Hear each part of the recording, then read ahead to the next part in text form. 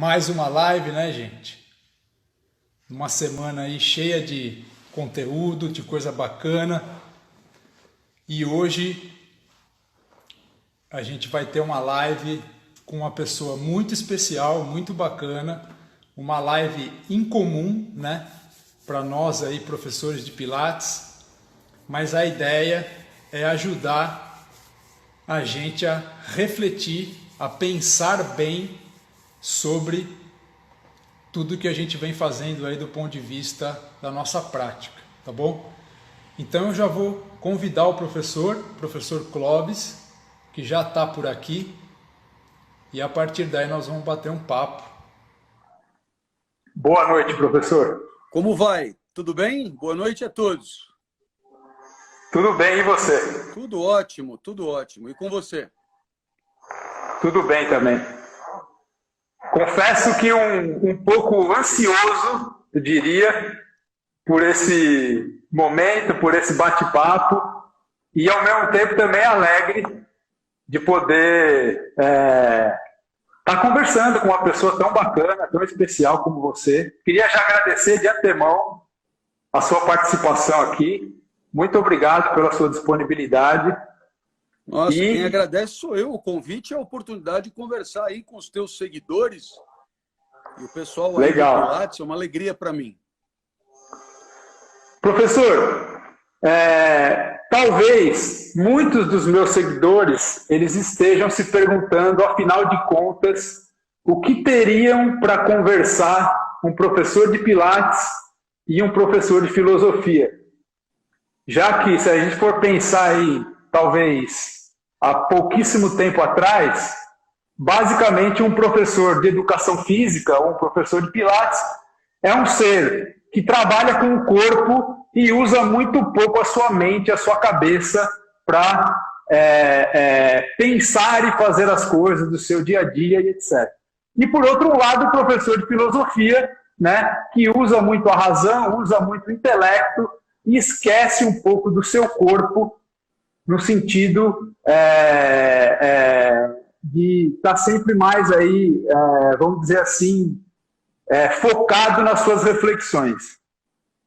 Dentro disso, eu gostaria de dizer que o motivo, né, que eu fiz o convite a você é justamente para você ajudar a gente a pensar um pouquinho sobre o que seria um conceito de vida boa.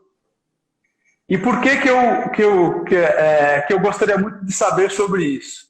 Porque o Joseph Pilates, que foi o criador do método Pilates, ele escreveu um livro, em 1945, chamado O Retorno à Vida por Meio da Contrologia. Contrologia era o nome antigo do Pilates.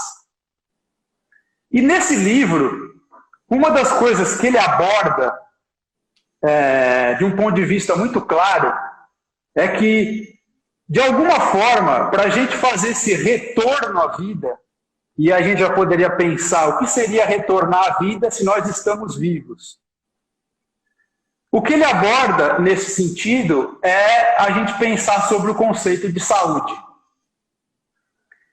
E para pensar sobre o conceito de saúde, ele fala que a gente precisaria pensar um pouco mais sobre essa questão da relação entre o corpo e a mente. Então, para chegar primeiro nessa questão dessa relação entre corpo e mente, porque eu sei que a filosofia tem muito a dizer sobre isso, eu gostaria primeiro que o professor pudesse esclarecer para a gente um pouquinho, afinal de contas, do ponto de vista da filosofia, o que é uma vida boa? Bem, começaria mostrando que o senhor Pilates, ele, para se explicar, escreveu um livro. E isso já mostra por si só que ele considerou importante para comunicar as suas ideias, propor conceitos, traduzi-los em discurso, disponibilizar esses discursos para o espírito e a inteligência dos leitores.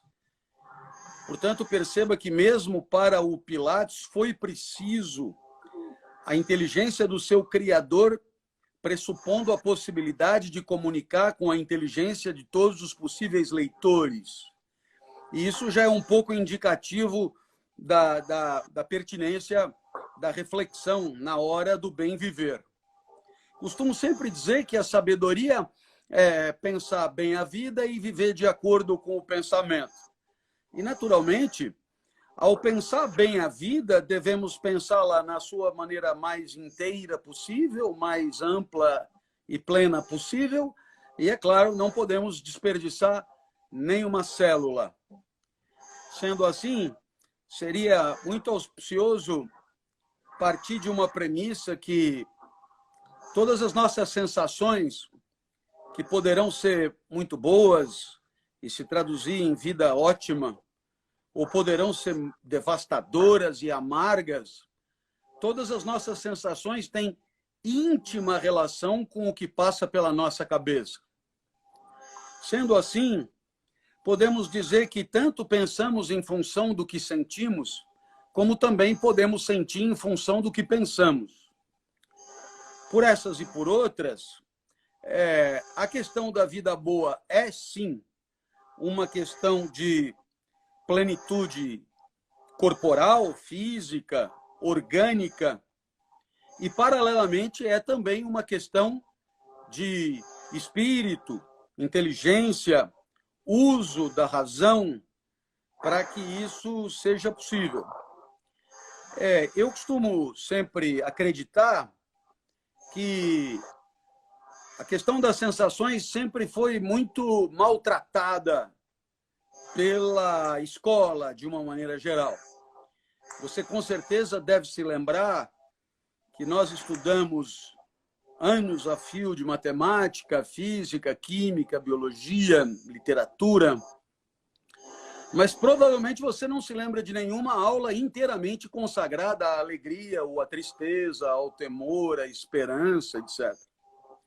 Assim, a mera pergunta sobre a vida boa já é indicativa de um reconhecimento de que toda a educação pela qual passamos não deu conta, não nos ajudou nesse quesito.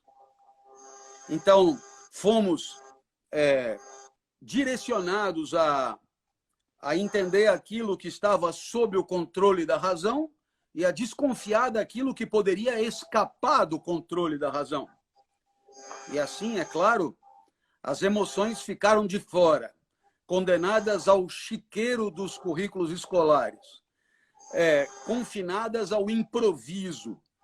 E aí a gente foi deduzindo e aprendendo que alegrias, tristezas, temores, esperanças não deviam ser coisas muito importantes, porque, afinal de contas, nunca ninguém se empenhou em nos trazer explicações a respeito.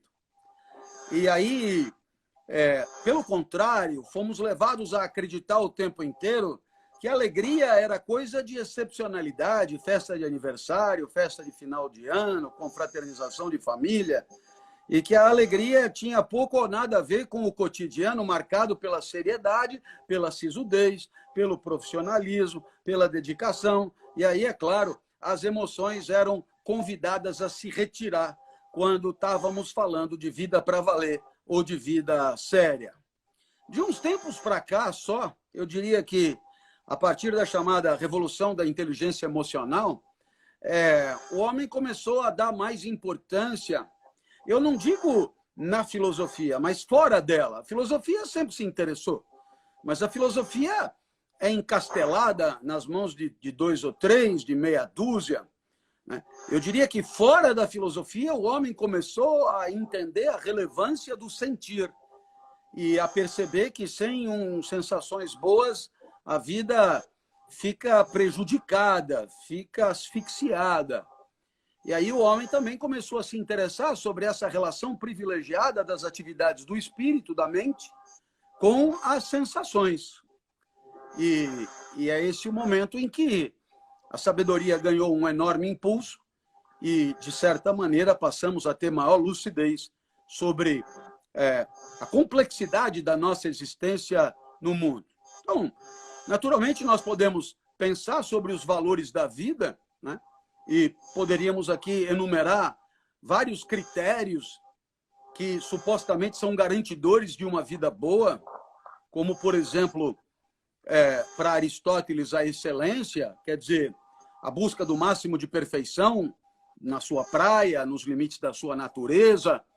Então, se você é um cara, digamos, naturalmente talentoso para as coisas do esporte, da ginástica, e por ofício é um professor disso, Aristóteles diria que, claro, a vida boa dificilmente poderá abrir mão de buscar a excelência nesse ofício.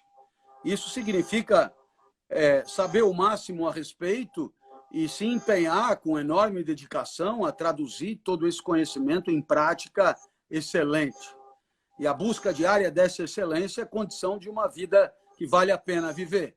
O contrário disso é fazer nas coxas, é fazer de qualquer jeito, é empurrar com a barriga, é repetir mais do mesmo e assim por diante. No meu caso, que não ensino atividades físicas, mas ensino a pensar, a lógica é muito parecida.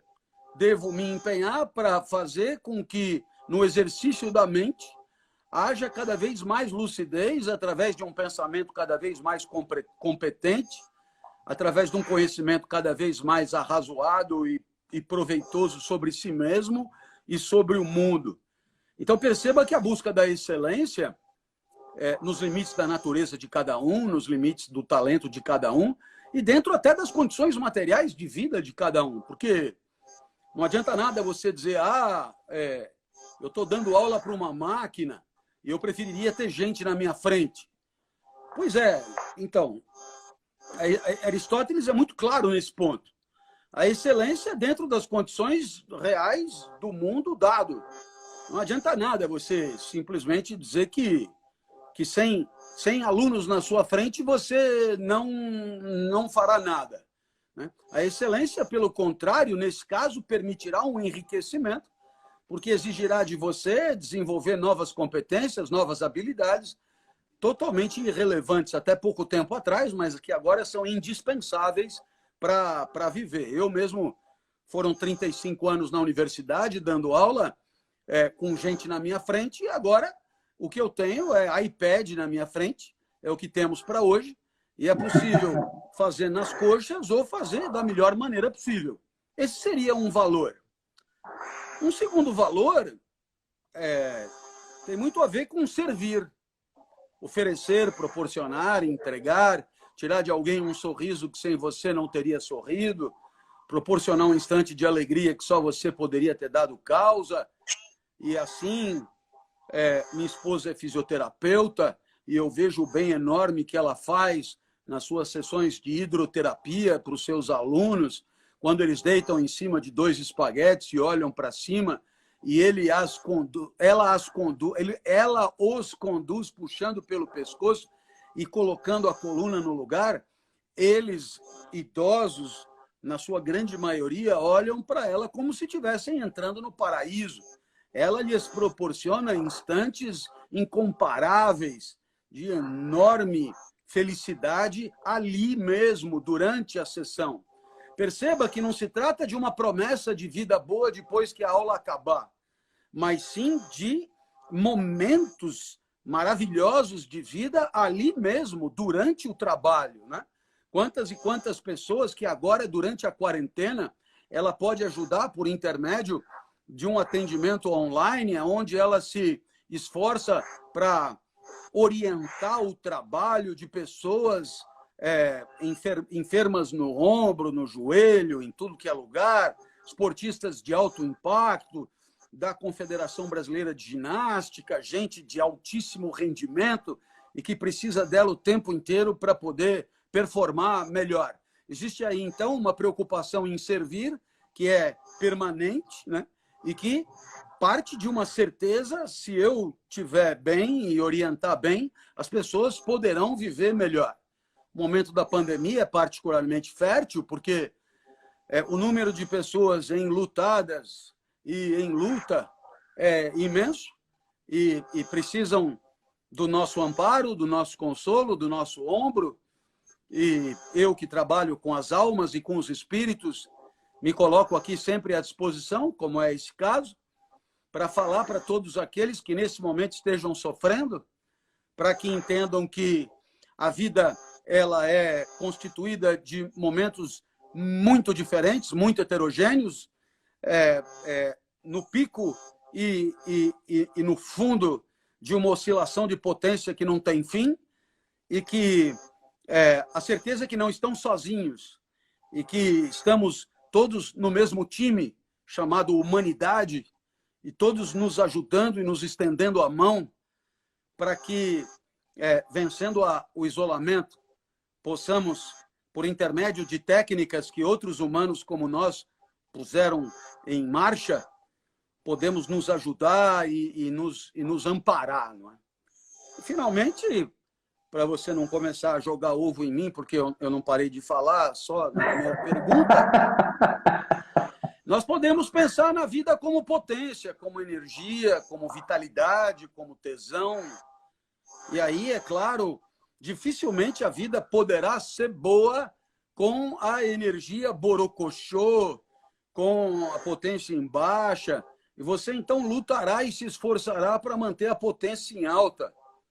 Quer proporcionando a você mesmo, você que é corpo e corpo constituído por partes em relação, sua potência será tanto maior quanto essas partes estejam em relação azeitada, harmônica.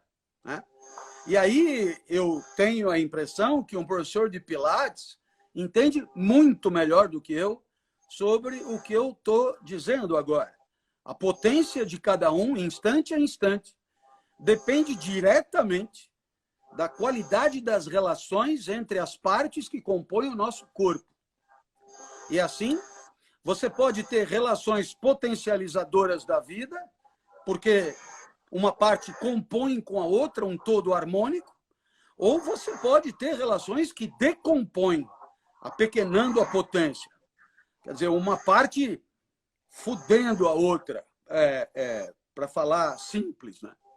Além disso, que vocês entendem melhor do que eu, né? Porque são especialistas nisso, e um pouco que eu fiz de Pilates na vida, eu percebi a maravilha que isso significa para as pessoas. Além disso, a nossa potência oscila em função do nosso corpo encontrando outros corpos no mundo. Quer dizer, não só nas relações constitutivas internas, mas nas relações que mantemos com o mundo exterior. Tem mundos que são potencializadores e tem mundos que são broxantes.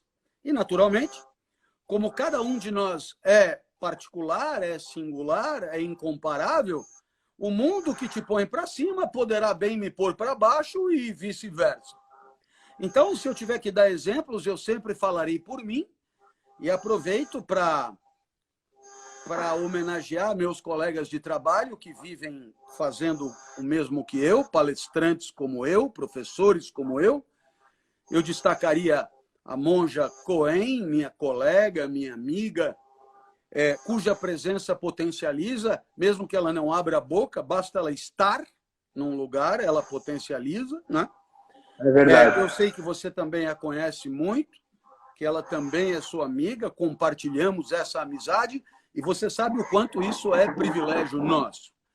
Também homenagearia o professor Mário Sérgio Cortella, que não só sabe o que é generosidade, sabe definir, mas vive em generosidade. Né? Lembra que eu falei que a sabedoria era pensar bem a vida e viver o pensamento?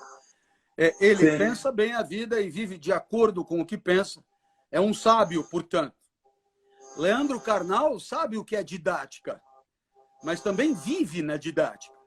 Dá nó em pingo d'água, resolve qualquer parada, esclarece qualquer enrosco, né? Transparece qualquer embaço. Então, aí você percebe o quanto essas pessoas são contributivas e potencializadoras. Nós poderíamos aqui, para homenagear Spinoza, outro grande sábio, chamar de alegria quando a potência sobe e chamar de tristeza quando a potência desce. Alegria. Professor, Fala, fala. deixa eu só colocar uma questão nisso tudo que você está falando, que eu acho muito interessante, porque você entrou em um conceito, que é o conceito de Spinoza, que é esse conceito de potência de agir. Isso. De uma certa maneira, eu não sei se você sabe, mas o Joseph Pilates, ele tinha um conceito que era muito, na verdade, tinha um certo sentido muito parecido com esse, apesar dos pesares. Joseph Pilates tinha um conceito que era o conceito de powerhouse, Olha. a sua casa de força. E, se eu não me engano, quando o professor fala em potência de agir, quer dizer que quando a gente entra em contato com outros corpos, com outras coisas, isso pode ou aumentar a nossa potência de agir ou diminuir a nossa potência de agir. Isso. No mundo do Pilates, o mundo do Pilates ele é um mundo que existem algumas ideias e alguns conceitos que vão dar a base para as nossas atividades. Alguns deles, se a gente seguir ao pé da letra, pode aumentar a nossa potência de agir, mas outros podem diminuir, dependendo do que você interpreta sobre esse conceito. E é nesse ponto que eu quero perguntar para o professor uma questão importante. Sim. O nosso mundo do Pilates, ele sempre teve uma representação de corpo, que foi uma representação muito voltada ainda a um corpo máquina. Certo. A uma ideia de corpo mais antiga, que a própria filosofia bateu durante muito tempo, onde o corpo, na verdade, é um organismo, né, quase como uma máquina, que para a gente estar bem, para a nossa saúde estar bem, essa máquina precisa estar funcionando, né, no seu potencial máximo, vamos dizer assim. E se eu não me engano, chega um momento na filosofia em que essa ideia de corpo, essa representação de corpo muda, principalmente com o Spinoza. E é essa ideia que eu gostaria muito que o professor esclarecesse para a gente, para que depois a gente possa levar isso um pouco para as nossas reflexões e para a nossa prática dentro do Pilates. Afinal de contas, o que é o corpo? O que pode o corpo? Bem, eu te diria que durante muito da história do pensamento, o corpo foi entendido no seio de um jeito cósmico de pensar, que os mais pomposos chamariam de paradigma, né? Paradigma cósmico, que é o entendimento segundo o qual as coisas estão em ordem, uma ordem estabelecida por Zeus, né? Desde muito tempo atrás, desde o pensamento antigo, e, de certa maneira, tudo que existe no mundo existe por conta de uma finalidade, de uma função, por conta de um papel, de o que os gregos chamavam de ergon. Assim, se você imaginar que o cosmos como um todo poderia ser entendido como um organismo vivo, né? Então, aí o vento venta, e ao ventar ele cumpre o seu papel. E por que ele venta? Para cumprir o seu papel. Existe, portanto, uma causa que tem a ver com a sua finalidade, que é a de ventar e refrescar, polinizar, fertilizar, etc. E assim você poderia pensar o universo como um agenciamento de partes funcionalmente ordenado, onde cada um cumpre o seu papel e cada um cumprindo o seu papel permite que a máquina funcione bem. Então, quer dizer, qual a razão de ser de cada peça? O funcionamento do todo, que é o valor maior, que é, digamos, o que importa que aconteça. Bom, na hora que você começa a perceber que nesse esquema cósmico você mesmo seria uma célula do universo, então você começa a avaliar a própria vida dentro de uma perspectiva funcional. qual seria então o meu papel? Se o papel do vento é refrescar, qual é o meu papel? Então, claro, os gregos dirão, assim, de uma maneira geral, que nós humanos temos uma função comum a nós, por isso somos todos humanos, e essa função comum a nós seria de pensar, né? E uma função, digamos, que nos é particular, e aí que nos diferencia. Então, nesse sentido, se você perguntar qual é a vida boa, na perspectiva cósmica, a vida boa é uma vida ajustada na máquina universal. Vamos imaginar que eu tenho a natureza de explicador. Então, a minha vida boa é explicando. E se eu me meter a abrir uma pousada em Búzios, eu vou desperdiçar a minha maior força. E a natureza vai perder o explicador de que ela precisa. Então, não rola. A minha vida tem que ser como explicador. Porque é para explicar que eu existo, propriamente. Bom, o que vai mudar com Copérnico, Galileu, Newton? O que vai mudar é o homem passar a ter certeza. Perceba que eu não estou dizendo que ele descobriu a verdade, não. Eu estou dizendo que, a partir de então, ele passou a achar que o universo é infinito. Se o universo é infinito, ele não pode ser ordenado, porque não há ordem no infinito possível. Não pode haver uma máquina infinita. Então, ele é infinito e uma zona. Nossa! Na hora que o universo é infinito e uma zona, o que acontece? Não há mais por que ter das partes do universo uma concepção de função ou finalidade. Não dá mais para julgar a vida como a adequação perfeita ao todo, né? Por quê? Porque o todo é zoado, propriamente. Então, ao invés de pensar assim, o professor Clóvis tem talento de explicador, por isso ele nasceu para dar aula. Não, o que vamos pensar é, deram uma bimbada 9 meses antes, e aí nasceu o Clóvis. Como ele não podia fazer mais porra nenhuma, porque ele era ruim em tudo, acabou indo dar aula. É uma outra interpretação possível, não é? Veja só. Agora, veja você o seguinte, a medicina, que tem a sua origem lá em Hipócrates e etc., ela sempre teve uma concepção finalista das partes do corpo, certo? Vamos dizer, o que é um intestino bom? É um intestino que cumpre a sua função. O que é um coração bom? É um coração que cumpre a sua função. O que é um rim bom?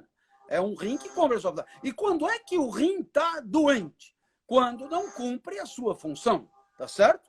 Então você tem aí um critério de doença e de saúde que é um critério funcional. Bom, só que a filosofia parece que já deixou claro que no mundo não há propriamente funções, nem todos ordenados. Então, de certa maneira, nós somos convidados a avaliar as partes que integram o nosso corpo de um jeito diferente também. E aí, o critério deixa de ser a funcionalidade, ou seja, o intestino que é bom porque cumpre a sua função no interesse do sistema digestivo, mas entender a partir de uma potência, de uma força, de uma energia vital. E aí, é claro, você terá um outro paradigma de análise para avaliar as partes do corpo, propriamente. Então, essa nova forma de avaliar as partes do corpo, ela contempla com muito mais riqueza o paralelo com a alma, com o espírito. Por quê? Porque nada impede que o seu intestino esteja cumprindo o seu papel e você esteja muito mal. Nada impede que o seu estômago esteja digerindo e você esteja péssimo. E, ao contrário, nada impede que você esteja colapsado em muitos dos sistemas orgânicos e esteja voando baixo naquele instante. Por quê? Porque, da mesma maneira que o corpo procura encontros potencializadores com o mundo, a alma também procura ideias potencializadoras, né?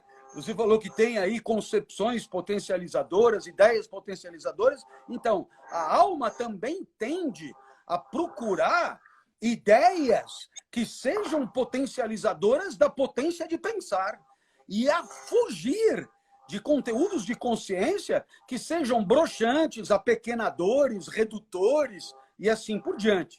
Então, é claro, nesse sentido, nós podemos considerar a relação corpo e alma de uma maneira infinitamente mais complexa, aonde você olha para um ombro, né?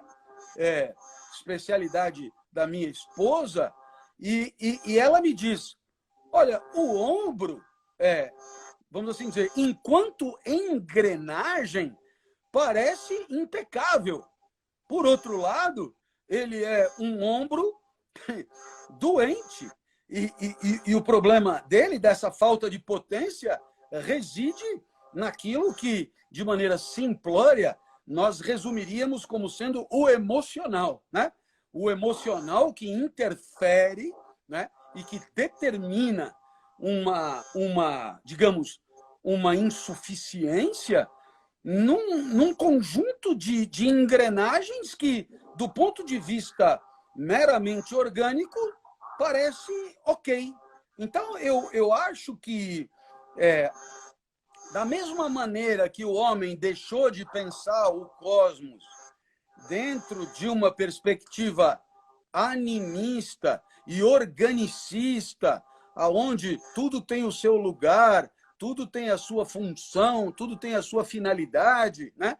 Aristóteles chega a dizer que o fogo sobe porque o lugar dele é no alto, e a pedra cai porque o lugar dela é no baixo. Então, tudo que se move em direção ao seu lugar natural, né? Ao lugar aonde, mais ou menos como se fosse cada peça indo atrás do lugar do motor em que deve estar para o motor funcionar. Imagina um motor animado e as peças todas se deslocando por conta própria, indo encontrar o seu lugar para o motor funcionar. Assim eles pensavam. Ora, depois que o universo virou infinito, nós já podemos avaliar as coisas dentro de uma perspectiva, eu diria, mais vitalista e menos finalista, e aí, quem sabe, alargar o espectro de cogitação sobre as nossas potências para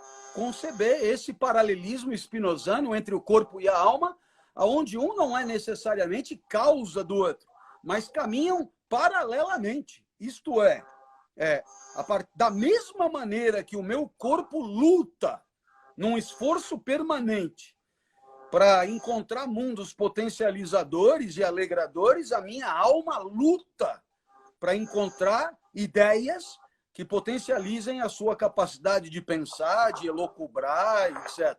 Ou, se quiser falar como Nietzsche, da mesma maneira que o nosso corpo busca, potência que busca mais potência, vida que busca mais vida, a nossa alma também é potência de pensar que busca mais potência de pensar, né? Por isso, vontade de potência. Mas sem que nos curvemos. Eu digo curvemos porque, pare para pensar, se você leva em conta uma perspectiva cosmológica do mundo, a moda grega, você só tem duas opções.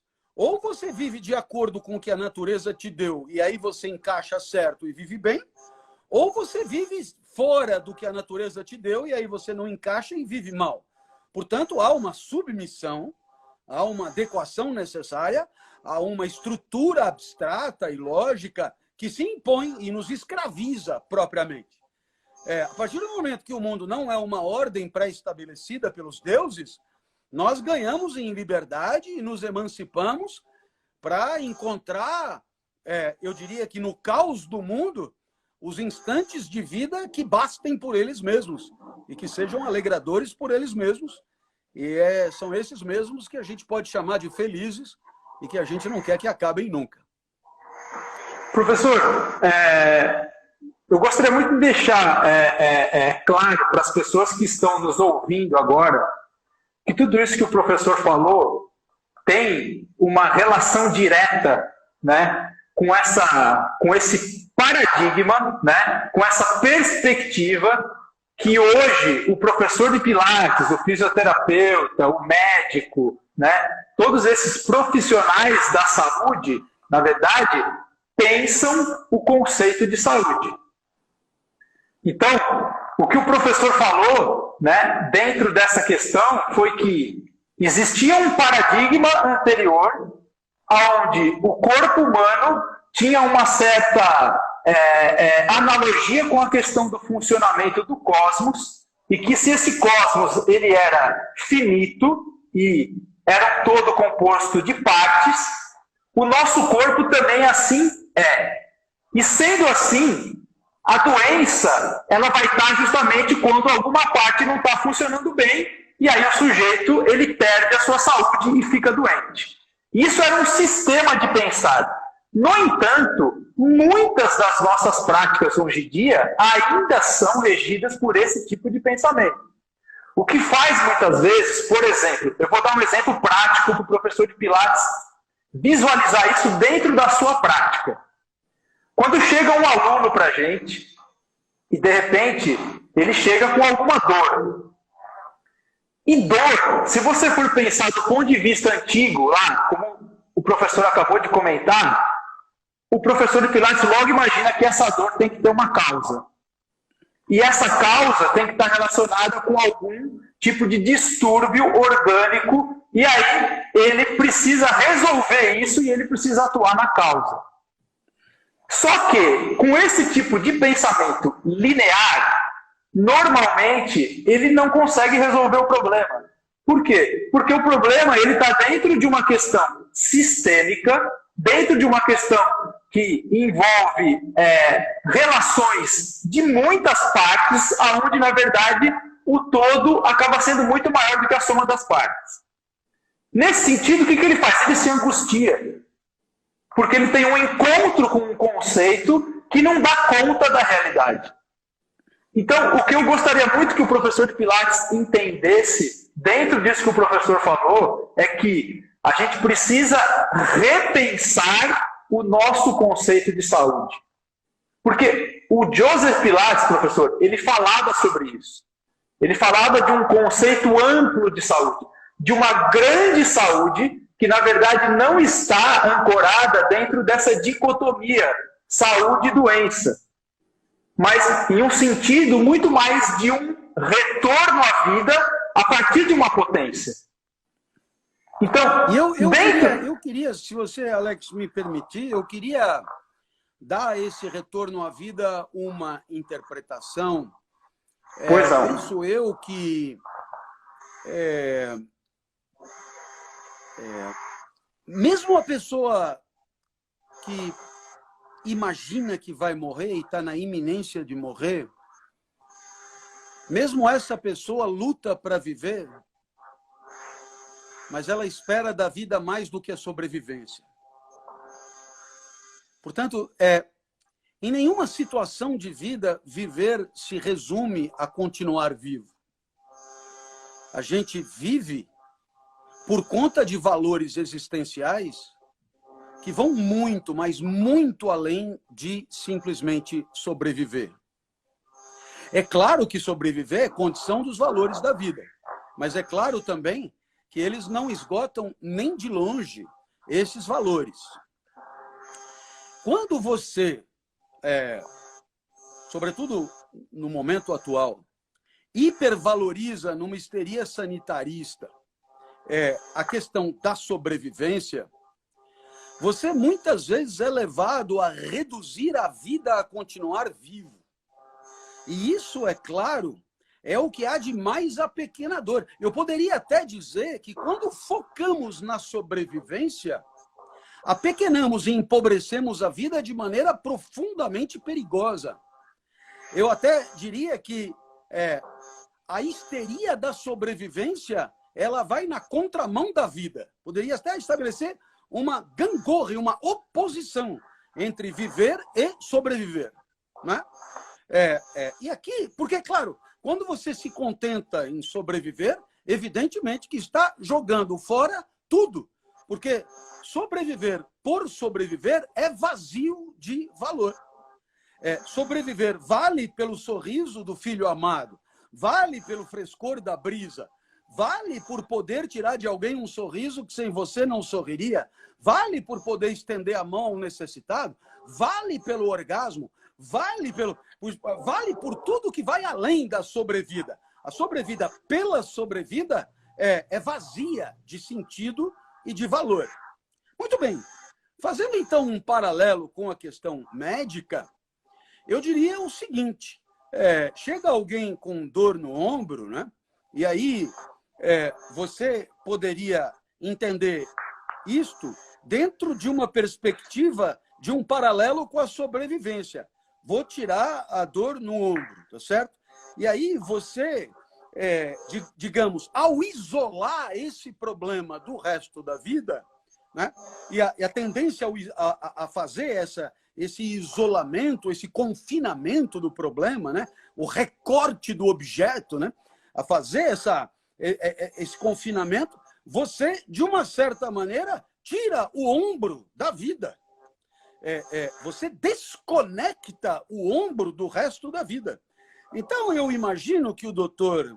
aqui eu estou sendo totalmente abusado, eu não li o livro, mas eu imagino que o que ele queria dizer é que o profissional do Pilates, ele deveria considerar qualquer um dos seus educandos, dos seus pacientes, dos seus orientandos, dentro de uma perspectiva existencial mais ampla, dentro de uma perspectiva existencial que incluísse os seus valores maiores e mais profundos, né? E não fizesse daquilo um mero exercício técnico de organicidade e sincronia de tendões, porque isso seria tão redutor quanto a busca da sobrevivência por ela mesma. Acho que é essa a minha ideia. E, professor, é interessante isso que você está falando, porque, de uma certa maneira, esse retorno à vida, né, que o Joseph Pilates dizia, que tem a ver com essa questão que o professor fala sobre a potência de agir, e que o Joseph Pilates chamava de powerhouse, né, que tem uma certa representação física, sim, mas que tem uma questão, uma relação com a nossa capacidade de realizar as coisas, né, de ir em busca da excelência, de ir em busca do que a gente quer para nós mesmos e para o outro, todas essas coisas que tem a ver com uma questão até espiritual, não um espírito que vaga, né, pelo céu, mas uma questão anímica, né? Dentro disso, existe um conceito, professor, porque você falou da questão de buscar excelência, você falou da questão do talento, né? E muitos profissionais, às vezes, a gente pode imaginar, caramba, mas, afinal de contas, qual é o meu talento? Né? Afinal de contas, o que eu vim aqui para fazer? Como que eu posso, na verdade, encontrar isso? E muitas vezes a gente acha que essa questão de você aumentar sua potência de agir, ela está muito relacionada só à pessoa que normalmente ela é talentosa, normalmente ela tem algum atributo que é muito sobressalente em relação ao outro. Nesse sentido, a pergunta que eu tenho para o professor é a seguinte: existe uma maneira de, mesmo às vezes, o cidadão comum que não tem esse talento todo, fazer da sua própria vida uma espécie assim de obra de arte, ou seja, de, na verdade, ele se transformar dentro desse conceito de potência de ação? Claro. Você sabe que essa questão do talento, ela era muito relevante para os gregos, que tinham, eu repito, uma perspectiva cósmica do universo, porque os talentosos eram superiores aos não talentosos e não tinha muito como reverter isso, sabe? O sujeito que tem talento, ele é superior, e quem não tem talento deve ser, se bobear, seu escravo, entendeu?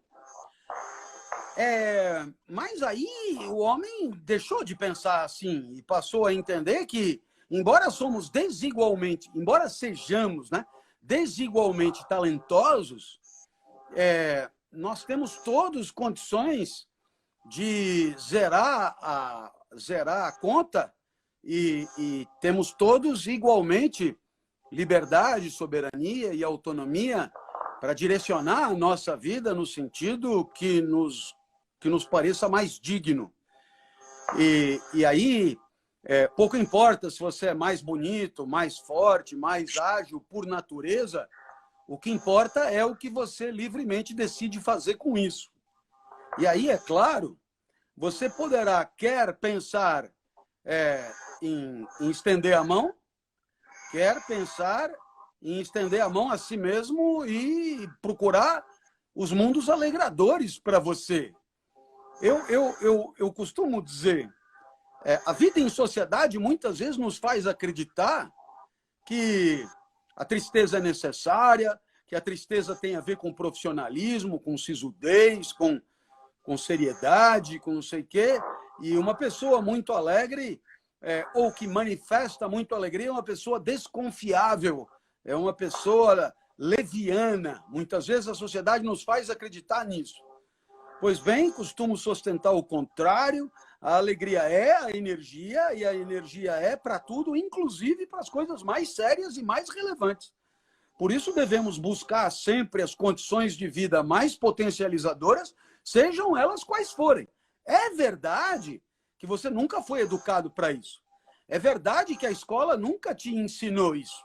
É verdade também que, às vezes, ela jogou contra.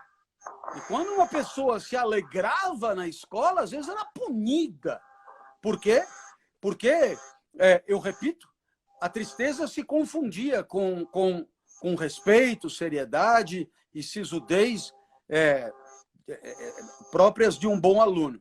Então, eu acredito que fomos educados para desconfiar da alegria e dos momentos em que estamos bem na fita, potentes, vibrantes, né? Quantas e quantas vezes alguém não dirá para nós, baixa aí a tua bola, tá pensando o quê? Que chegou, né? Chegou agora e já quer sentar na janelinha, fica na tua, e piriri, pororó, porque a alegria, não só estamos despreparados nós para ela, como também ela desperta desconfiança, ela desperta inveja, ela desperta ciúme, ela desperta muita coisa ruim por parte dos demais. Então, muitas vezes, o que o mundo cobra de nós é permanecermos aparentemente alquebrados, porque enquanto estivermos alquebrados, o mundo nos tolera mais. Quem sabe até tem compaixão por nós.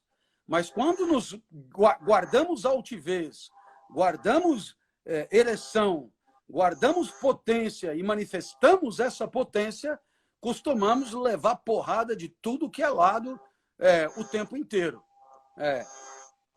Poderia te dar milhões de exemplos de pessoas extremamente alegres e potentes naquilo que fazem e que só por isso são dilaceradas e agredidas o tempo inteiro, quando não diretamente nas redes sociais, em tudo que é lugar.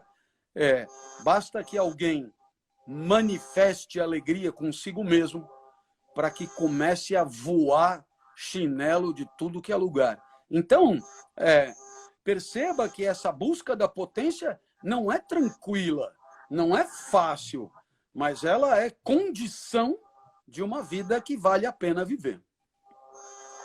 E dentro disso, professor, uma das questões que eu abordo nessa semana, né, que é uma semana de imersão, onde eu procuro trazer uma reflexão para nós, professores de Pilates, em relação justamente à nossa atuação profissional e ao lugar que a gente ocupa perante a sociedade, perante o outro.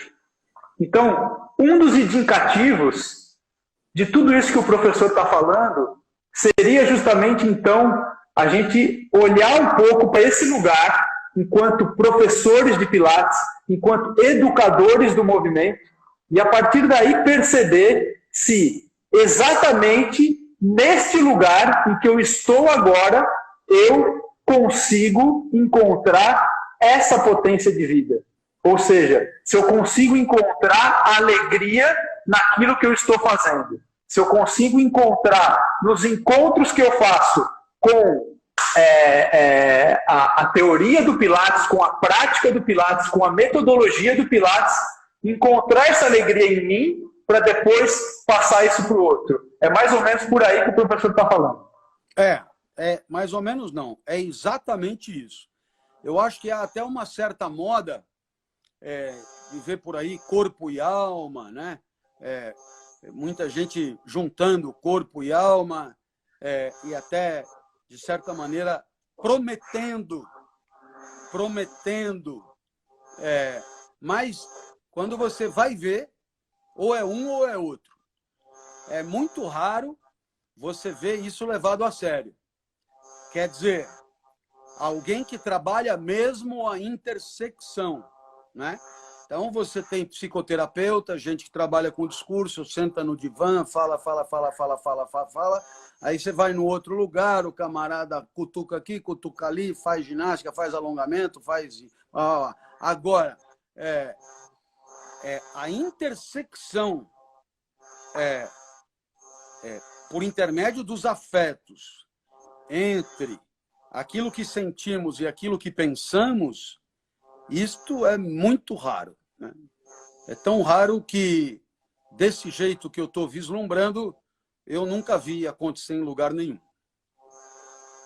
Entendi. Porque isso exigiria uma dupla formação, sabe? Isso exigiria... Sim. Quer dizer, quem é da área da saúde veste um jaleco branco e diz que é da área da saúde, e aí, nossa, se dota dos símbolos que são cheios de distinção social de quem é da área da saúde e enfrentou formação na área da saúde e posa de cientista e tem todo um discurso ligado à ciência, à verdade científica, leis, etc. E quem vai cuidar da alma, aí já chega de outro lugar, com uma outra pegada, com outro olhar, com outra coisa, e também olha para o mundo da saúde com uma desconfiança, muitas vezes, tributária da sua ignorância. Então, a intersecção, ela mesma, é muito rara.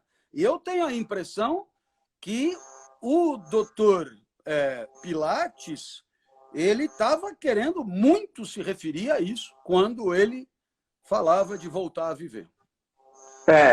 Eu não sei exatamente. Eu não sei exatamente até que ponto, porque ele deixou muito pouca coisa escrita, ele deixou 2 livros. Quantidade não é sinônimo de qualidade, né? Mas, assim, mas ele não chegou a aprofundar exatamente, porque o ponto dele era essa intersecção. Isso é um fato.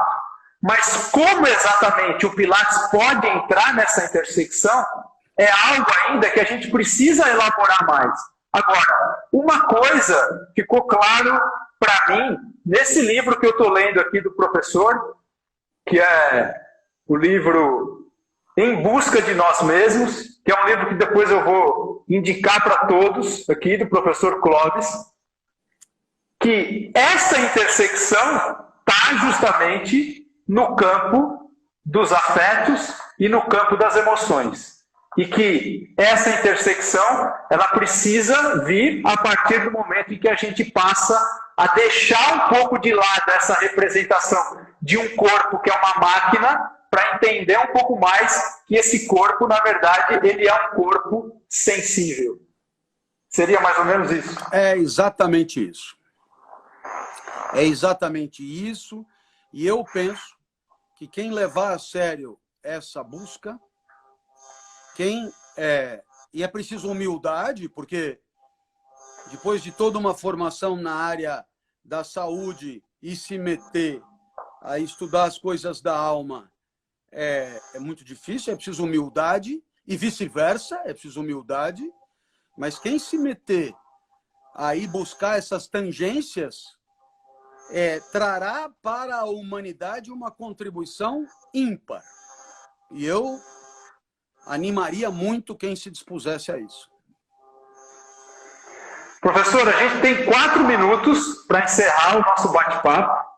Antes, de antemão, já queria agradecer demais a sua presença, agradecer muito a sua oportunidade. Para mim é um privilégio poder estar falando com um professor, com alguém que tem tanto potencial para esclarecer as coisas para a gente. Não é corriqueiro isso. Então, foi um privilégio muito grande. Queria agradecer ao Marco, que fez esse meio-campo, né? O Marco que está aí vendo a gente, intercedeu, entrou em contato com o professor, e o professor gentilmente cedeu aí 1 hora do seu tempo para poder estar batendo esse papo com a gente. Aliás, Marco, time grande não cai, Marco. Eu estou me referindo, claro, ao grande Botafogo de Ribeirão Preto, lógico. Time grande não cai, anota. Ele é um sofredor, professor. Ele é um grande sofredor, Marco. E eu vou falar uma coisa, e eu, junto com ele, eu estou de mãos dadas com ele. Maravilha, maravilha. Olha, eu queria convidar todos a entrar na revista Inspire-se, no canal do YouTube da revista Inspire-se. Lá tem o meu podcast Inédita Pamonha, que fala de coisas da vida. Tem o Despertar Inspirado e tantos outros conteúdos ao alcance de um clique. Então, revista Inspire-se, com C de vitamina C. Com C de curva C. De curva, isso. E aí você deverá curtir muita coisa que a gente vai colocar lá de bacana, de legal. Estamos lançando agora, no mês de agosto, pela editora Planeta, o livro Tesão de Viver, que dá conta muito de tudo isso que falamos hoje e outras coisas. É um livro muito bonito, um livro poético, um livro que conta, tira das histórias da vida os seus fundamentos. E, enfim, continuo à disposição aqui.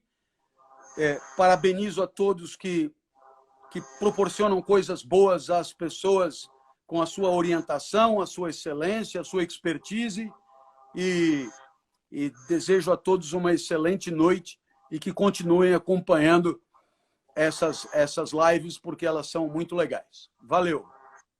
Muito obrigado, viu, professor? Eu vou deixar a referência do seu livro, né, para o pessoal. Eu tenho um grupo lá no Telegram, eu deixo lá para eles, vou colocar no meu story também.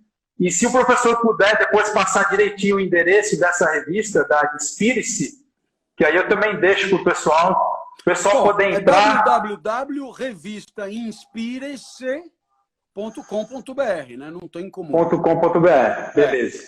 Aí eu coloco lá para o pessoal, tá bom? Beleza. Professor, muito obrigado, tenha uma boa noite. Imagina, eu que agradeço. Tomara que a gente se encontre aí qualquer dia. Um grande abraço. Show de bola, muito obrigado. Com certeza. Valeu, gente. Valeu. Tchau, galera. Beijão para vocês, um abração. Espero que vocês tenham gostado da live. E amanhã o dia é cheio, hein? Valeu.